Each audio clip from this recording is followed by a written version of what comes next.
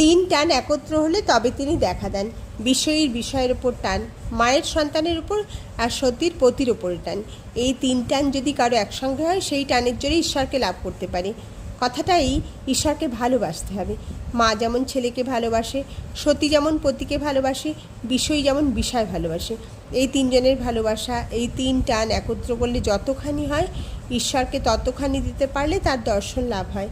ব্যাকুল হয়ে তাকে ডাকা চাই। বেড়ালের ছানা কেবল মিউ মিউ করে মাকে ডাকতে জানে। মা তাকে যখন যেখানে রাখে সেখানেই থাকে।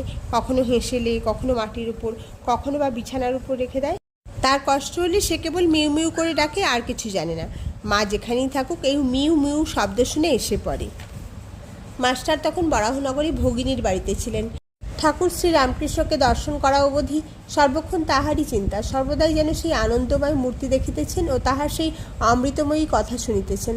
ভাবিতে লাগলেন, এই দরিদ্র ব্রাহ্মণ কীরূপে এইসব গভীর তত্ত্ব অনুসন্ধান করিলেন ও জানিলেন। আর এত সহজে এই সকল কথা বুঝাইতে তিনি এ পর্যন্ত কাহাকেও কখনো দেখেন নাই।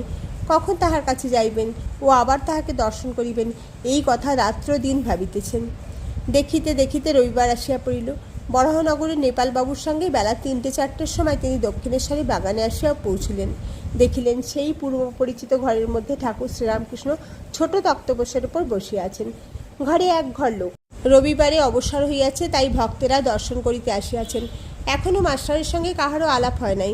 তিনি সভা মধ্যে এক পার্শ্বে আসন গ্রহণ করিলেন। দেখিলেন ভক্তের সঙ্গে সহাস্যবদনে ঠাকুর কথা কহিতেছেন।